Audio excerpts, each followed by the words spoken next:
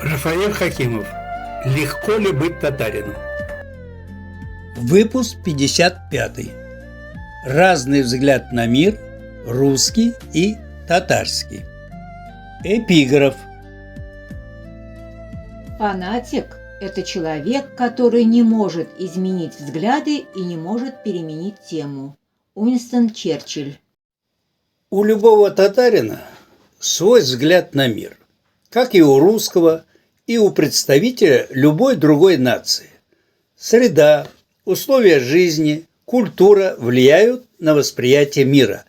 Сравнение народов, выяснение преимуществ и недостатков разных культур имеют смысл, если люди собираются жить вместе и строить общее будущее.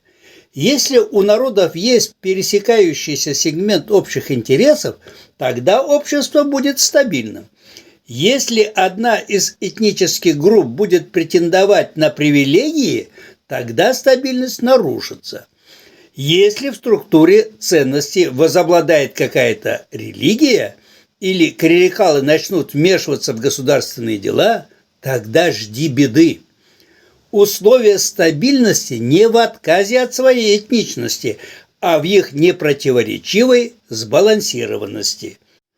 Более того, в многоэтничном сообществе, как Татарстан, можно использовать преимущества каждого этноса в общих интересах республики.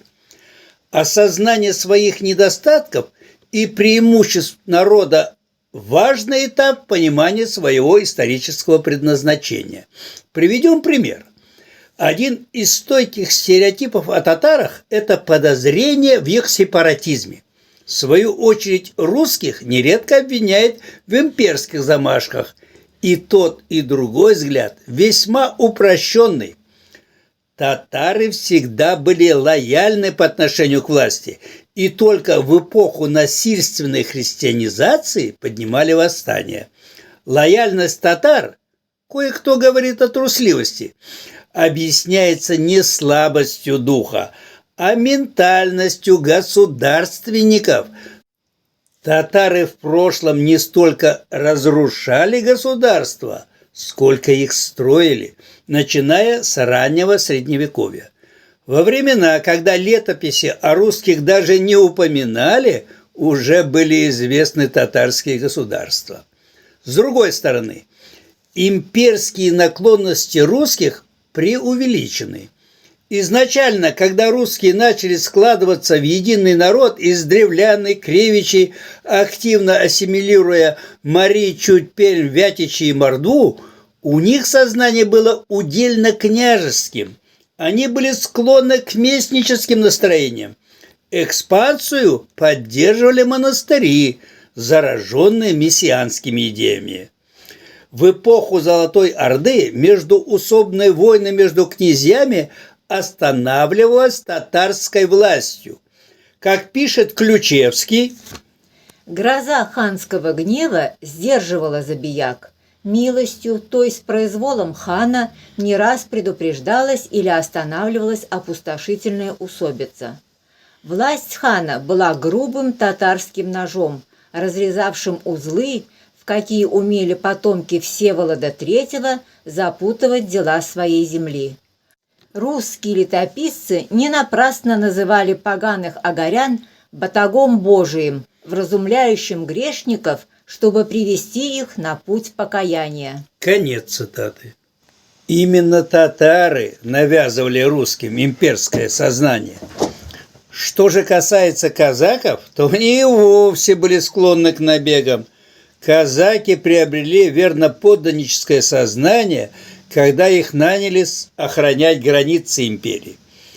Татары на мир смотрят глазами государственников и всегда будут выступать за порядок и стабильность в стране, но им пытаются навязать образ сепаратистов. Кстати, инициаторами распада СССР выступила именно Москва вкупе с Киевом, и все это провернули в Беловежской пуще. Сепаратистами выступили исконные славяне, а не татары. Русский народ без сожаления воспринял распад СССР, большой России, хотя перед этим голосовал за сохранение страны. Каждый из нас хранитель национального духа – русского, татарского, еврейского, чеченского, украинского, белорусского, казахского и так далее. Нам неизвестен механизм наследования этого духа. Обычно говорят, мол, это передается с молоком матери или через культуру, хранится в традициях, системе воспитания. Живя в общероссийской среде, мы вырастаем очень разными, но именно это разнообразие и порождает прогресс. Любая унификация – это замораживание процессов, что-то вроде криогенной смерти.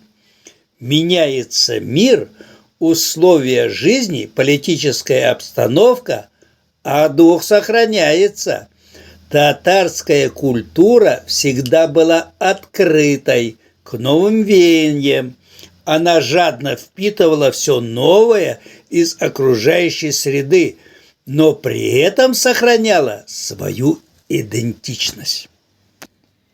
За ядовитую змею ужа убивают. Татарская пословица. Давама бар, продолжение следует.